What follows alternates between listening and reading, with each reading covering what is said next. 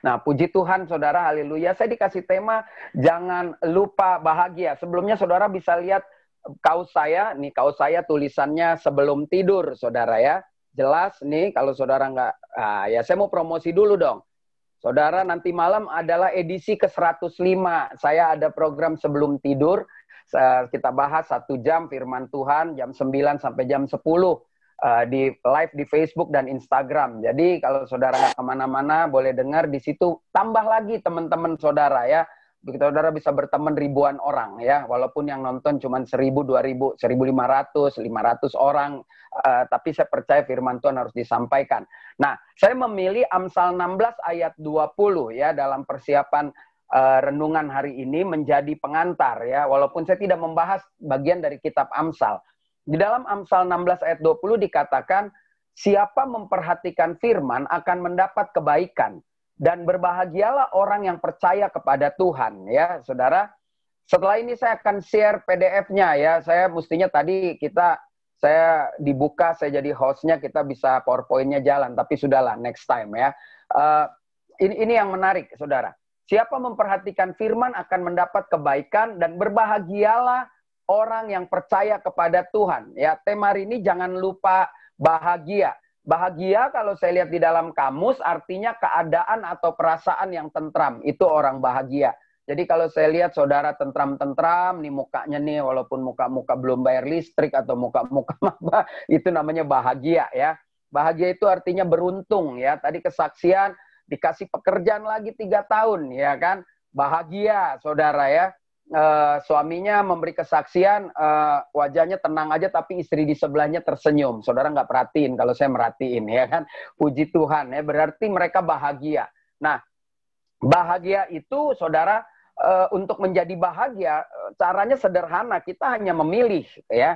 Untuk jadi bahagia kita hanya memilih. Kenapa saya bilang begitu? Karena menjadi bahagia itu adalah pilihan.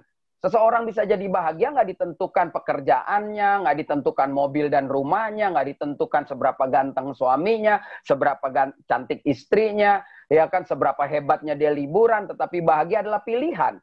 Karena terbukti banyak orang yang sudah punya segalanya juga bisa mati bunuh diri, saudara. Dan lebih bahaya lagi, udah nggak punya segalanya mati bunuh diri, itu nggak tahu diri namanya ya. Jadi bagi saya sederhana. Ketika saudara mau bahagia malam ini, mari kita pilih untuk bahagia. Jadi kalau kita nggak mau pilih ya susah. Nah, ada hal yang saya tidak mau bahas soal COVID lah ya. Itu ada bagiannya orang lain soal corona, nambur corona tuh tetap ada di Indonesia, biar aja. Nanti kalau uangnya udah habis dia selesai liburannya. Jadi saya nggak mau bahas tentang corona, tentang COVID, tentang penularan. Capek kalau bahas yang begitu. Mari kita bahas yang bahagia-bahagia aja ya. Nah, apa yang harus kita lakukan agar kita dapat terus bahagia? Nah, ini dia di dalam kehidupan. Karena saya pastikan malam ini saudara berani memilih untuk bahagia. Jadi, kita semua ini yang berapa ratus ribu orang ini yang ada di Zoom ini sudah bahagia kan? Kan kita memilih bahagia karena kita ada di ibadah ini. Nah, apa yang harus dapat kita lakukan gitu? Apa yang harus kita lakukan agar kita tetap dapat bahagia? Yang pertama, saudara, orang-orang yang mau bahagia ini dari sisi perenungan saya percaya saudara juga bahkan jauh lebih hebat perenungannya. Saya tadi membaca-baca, saya tertarik sekali dengan ayat yang sangat terkenal, Yohanes 15 ayat yang kelima. Di dalam Yohanes 15 ayat yang kelima kan tentang pokok anggur, dikatakan begini, akulah pokok anggur dan kamulah ranting-rantingnya. Barang siapa tinggal di dalam aku dan aku di dalam dia. Perhatikan baik-baik. Barang siapa tinggal di dalam aku dan aku di dalam dia. Ia berbuah banyak. Sebab di luar aku kamu tidak berbuat apa-apa.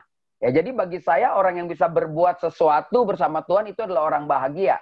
Nah, apa yang harus kita lakukan menjawab pertanyaan tadi agar dapat terus bahagia dalam kehidupan ini? Yang pertama tentu ketika Tuhan Yesus bilang, kalau kau bersama aku, kau bahagia, kau di luar aku nggak bahagia. Maksudnya bahagia kan orang yang menghasilkan buah itu bisa bahagia. Jadi yang pertama apa yang harus kita lakukan, kita harus memiliki hubungan pribadi dengan Tuhan Yesus Kristus. Saudara, ini bukan sesuatu yang gampang, karena sejak kita bertobat dulu juga pelajaran dari remaja, dari sekolah minggu, bahkan kita selalu dibilang, kalian harus punya hubungan pribadi dong. Kalian harus punya ya segala macam nasihat ini mah menurut saya mungkin kampungan kali ya gitu buat orang. Gue udah tahu lah orang harus punya hubungan pribadi dengan Tuhan. Tetapi mari kita kembali lagi. Ada orang yang sudah melayani Tuhan puluhan tahun. Ada pendeta kah, ada majelis kah, pemuji sekalipun, jemaat yang katanya aktif. Ketika dia gagal memilih bahagia, maka rusak semua kehidupannya. Nah, untuk tidak rusak, milikilah hubungan pribadi dengan Tuhan Yesus. Dan ini sangat sederhana sekali untuk memiliki hubungan pribadi. Saudara dan saya harus punya waktu bersekutu. Seperti malam ini kita bersekutu. Tetapi yang terbaik adalah persekutuan secara pribadi. Kenapa? Karena itu menjadi fondasi yang bagus. Persekutuan secara pribadi tentu nggak susah, saudara. Kita pasti sudah tahu. Kita perlu berdoa kepada Tuhan Yesus Kristus, saudara. Kita perlu punya waktu berdoa. Berdoa yang serius berdoa. Bukannya lama berdoa, bukannya kata-katanya yang bagus. Berdoa itu yang serius. Saudara pasti tahu yang serius itu bagaimana gitu ya. Lalu yang kedua, orang-orang yang memiliki waktu bersekutu, jadi dia harus punya waktu membaca, merenungkan, dan melakukan firman Tuhan Yesus Kristus. Jadi buat saya, kalau ada ngaku, semua yang di grup ini, kalau saudara ngaku Kristen, saudara ngaku sudah lahir baru, saudara ngaku pelayanan, tapi kalau satu hari saudara nggak baca Alkitab, buat saya saudara pembohong, minta maaf gitu. Kenapa? Karena hanya pembohong-pembohong yang bilang dia cinta Yesus tapi nggak baca Alkitab. Karena orang yang jatuh cinta, pasti dia akan cari terus. Ini kan udah rata-rata menikah semua. Apa jangan-jangan sudah menikah? Atau ada yang jomblo forever? Saya nggak tahu gitu ya.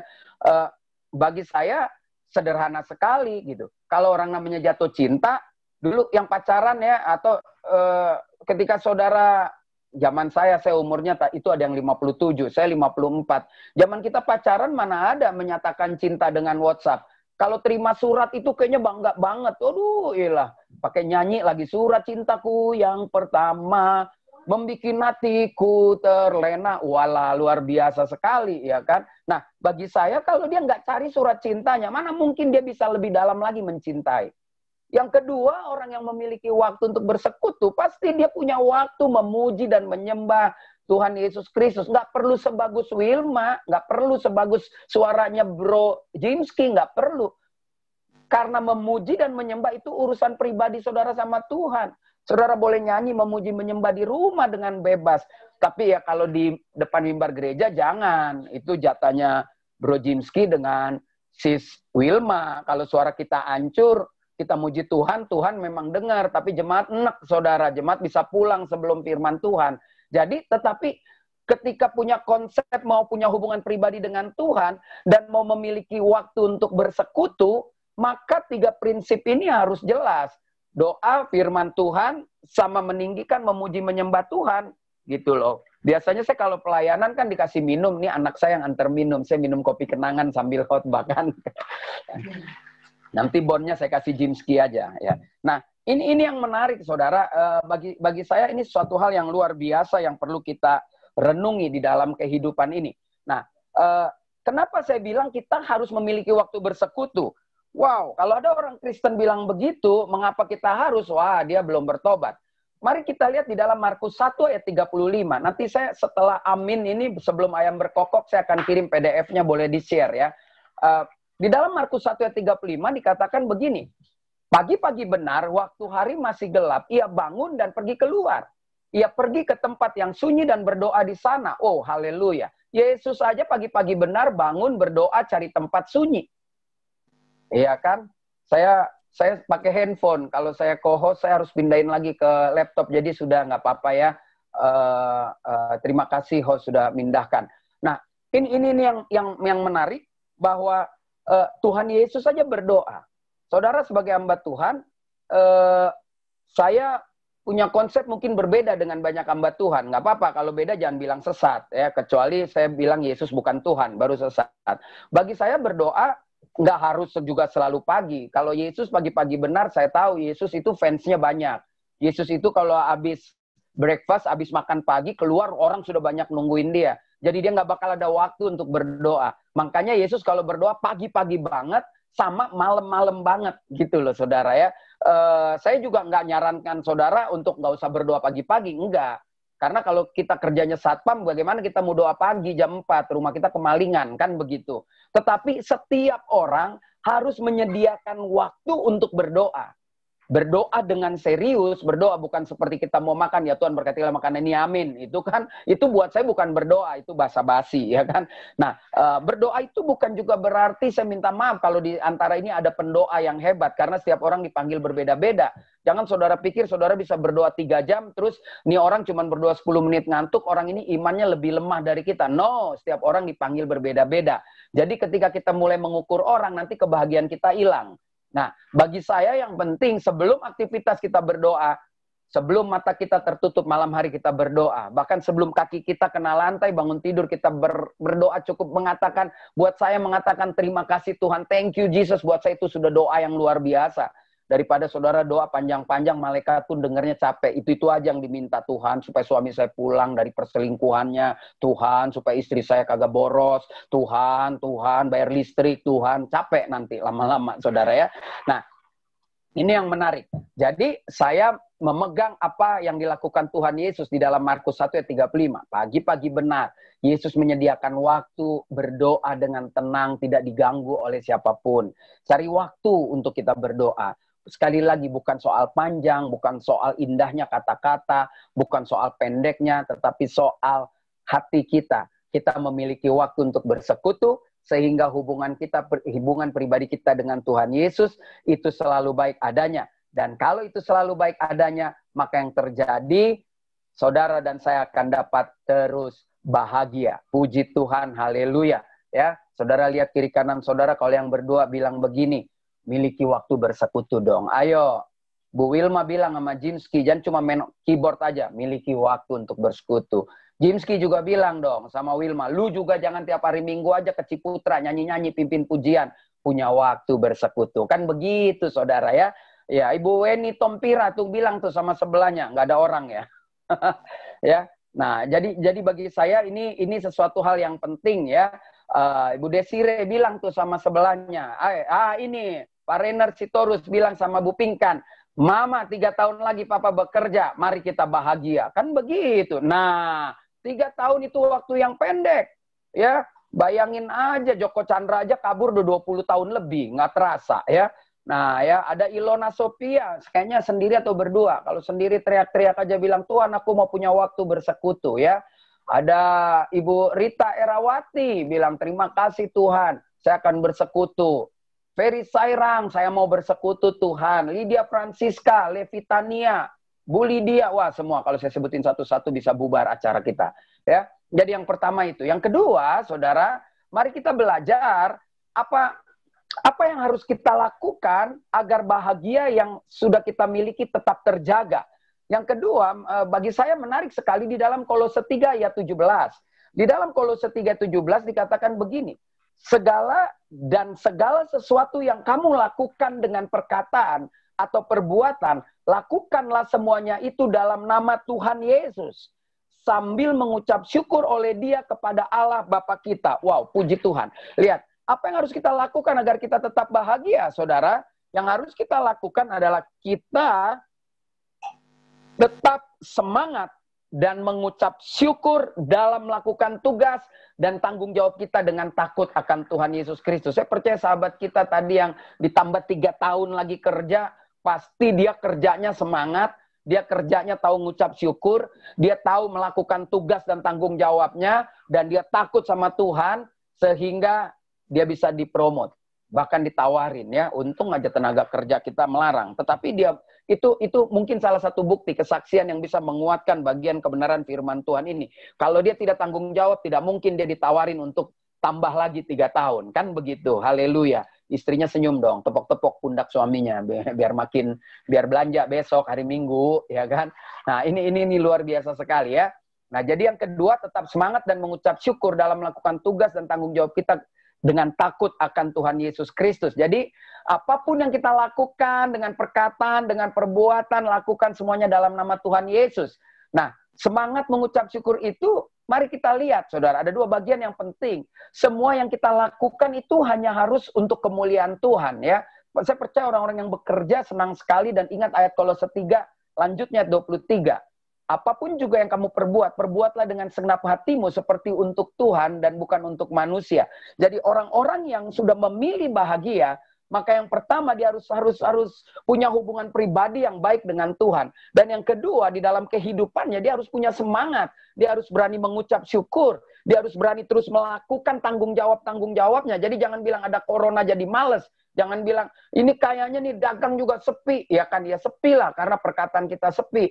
Ini rasanya susah banget. Jangan ngomong susah. Saya selalu bilang di live siaran saya, saudara yang di kelompok ini jangan pernah cerita susah. Saudara pecundang kalau bilang susah. Kalau saudara bilang susah, sekarang dunia semua lagi susah. Yang ada kita adu-aduhan susah. Lu tahu nggak, Ted? Gue susah banget. Ya ilah, Weni. Jangan lu kira gue nggak susah banget. Lu tahu nggak si Lewi tuh lebih susah lagi. Kan semuanya jadi susah, saudara. Capek hidup seperti itu kan. Lebih baik bilang ini, Teti, gue bahagia banget. Di tengah ketidakpastian gue bekerja.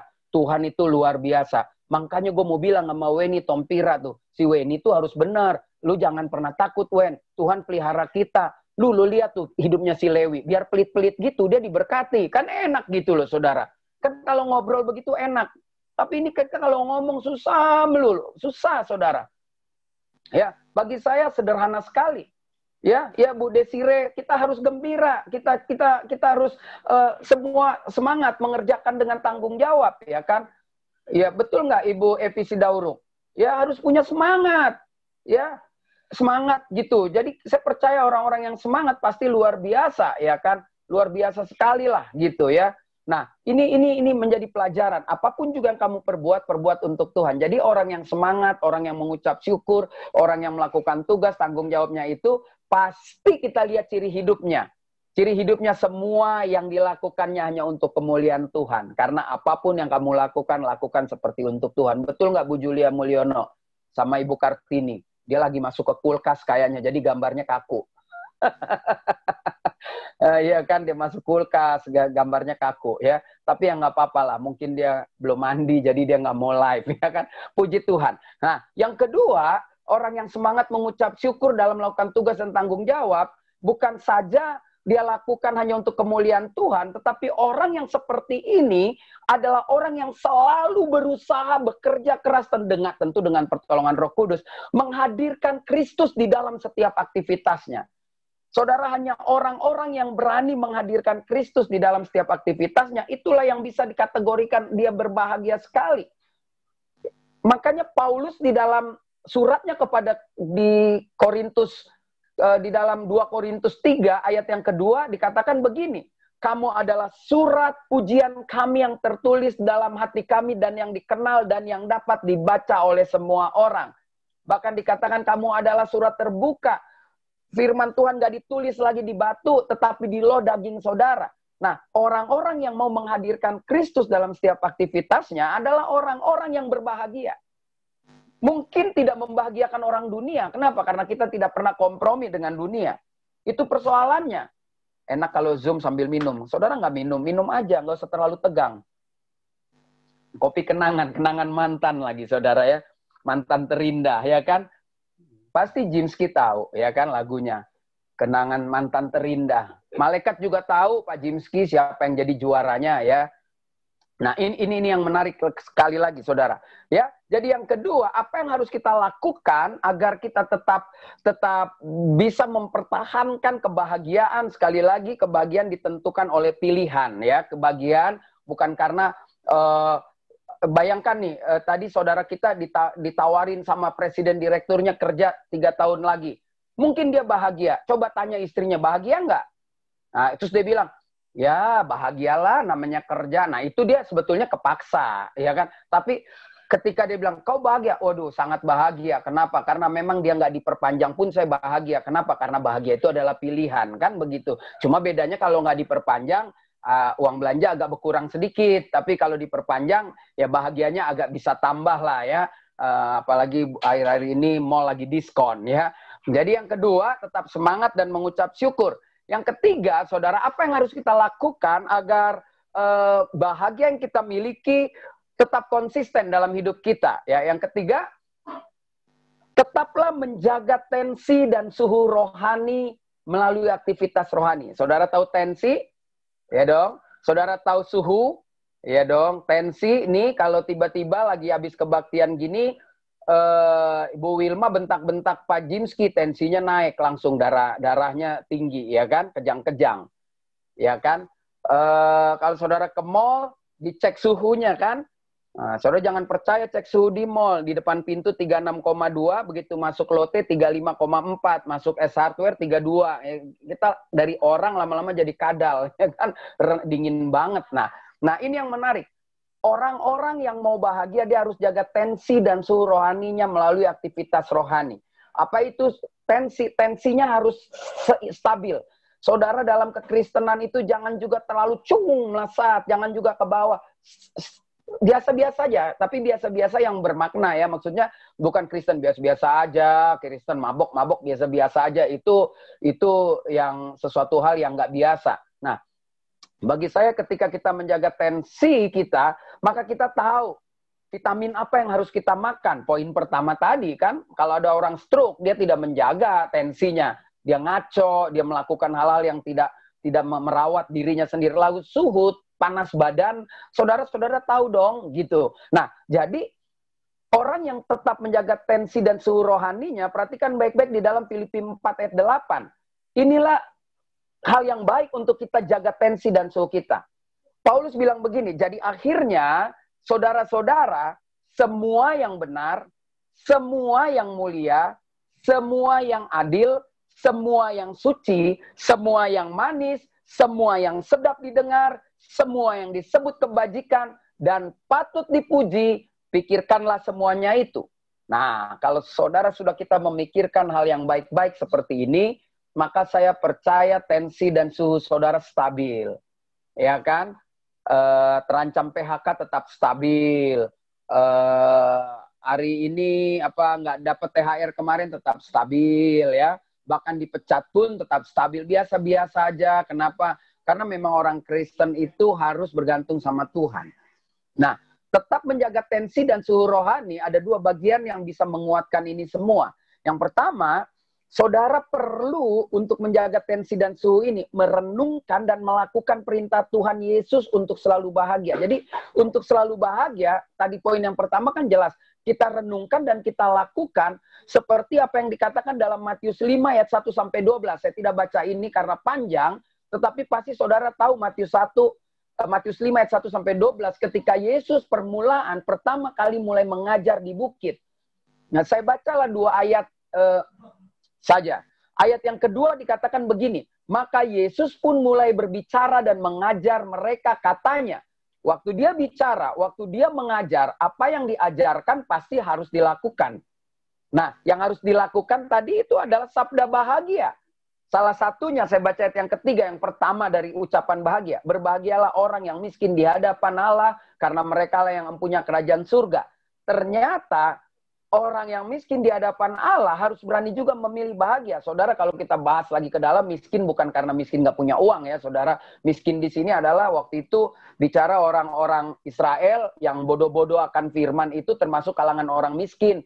Yang dibodoh-bodohi sama orang kaya, yang dimaksud orang kaya itulah ahli Taurat, Farisi, ya itu yang selalu pakai ayat untuk menghukum orang. Jadi dia seperti itu salah satu tafsiran yang terjadi. Tetapi mari kita lihat dengan sederhana, orang yang nggak tahu apa-apa pun disuruh Tuhan berbahagia. Dan ini diajarkan. Dan kalau saudara terima pengajaran itu, berarti saudara memilih untuk bahagia. Dan begitu seterusnya sampai ke bawah ya. Ada ucapan bahagia. Yang kedua, orang yang menjaga tensi dan suhu rohani, dia harus punya keyakinan yang kokoh bahwa seluruh aktivitas di dalam Kristus tidak akan sia-sia.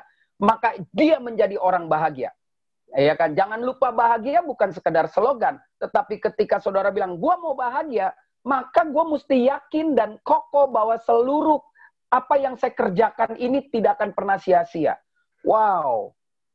Makanya kan sejak kita kenal Yesus, semua yang nggak beres justru malah jadi sia-sia. Sekarang sejak kita kenal Yesus, apa yang kita lakukan tidak akan pernah sia-sia. Nah, di dalam 1 Korintus 15:58 ini menjadi ayat penutup kita, dikatakan begini. Karena itu saudara-saudara yang kekasih, Berdirilah teguh, jangan goyah, dan giatlah selalu dalam pekerjaan Tuhan, sebab kamu tahu bahwa dalam persekutuan dengan Tuhan, jeripayamu tidak sia-sia. Ya. Jadi bagi saya, orang yang bahagia adalah orang yang bisa melakukan segala aktivitasnya, dan semua aktivitasnya dia rindu agar bisa memuliakan Tuhan. Makanya saya percaya, ketika dia lakukan itu semua, firman Tuhan tidak sia-sia, walaupun diterpa badai, nggak akan goyah, walaupun dihajar, dia tetap giat dalam pekerjaan Tuhan. Jadi saya percaya itulah orang bahagia. Ya kan? Si Ibu Wilma tuh pasti tahu laguku, tak akan menyerah pada apapun juga, sebelum ku coba semua yang ku minta, tetapi ku berserah. Ya. Dan selanjutnya, saya bukan penyanyi, nanti suara saya jelek, saudara ngantuk, udah ada yang nguap tuh lagi kan. Nah ini yang menarik sekali. Jadi hari ini kita belajar, jangan lupa bahagia. Orang bahagia adalah orang, ya kan, yang percaya kepada Tuhan. Tuhan siapa? Tuhan Yesus Kristus. Amsal 16 ayat 20 tadi di awal mengatakan jelas, siapa memperhatikan firman akan mendapat kebaikan, dan berbahagialah orang yang percaya kepada Tuhan. Oh, luar biasa, haleluya. Ya, jadi kita belajar 3 prinsip yang sederhana. Kalau saudara mau bahagia, miliki hubungan pribadi dengan Tuhan Yesus Kristus. Jika saudara mau bahagia, saudara harus tetap semangat, tetap mengucap syukur dalam melakukan tugas dan tanggung jawab kita dengan takut akan Tuhan Yesus Kristus. Lalu yang ketiga, kalau kita mau bahagia, tetap jaga tensi dan suhu rohani melalui aktivitas kita. Oleh karena itu, saya minta saudara tersenyum sedikit aja. Nah ya, jangan lupa bahagia. Orang itu kalau senyum jadi cantik, jelek juga jadi cantik. Percaya deh. Makanya jangan lupa senyum. Ya, tema minggu depan bikin aja gitu ya, bulan depan. Jangan lupa senyum. Haleluya, Tuhan Yesus memberkati ya. Saya kembalikan kepada MC internasional kita ya, pembawa acara.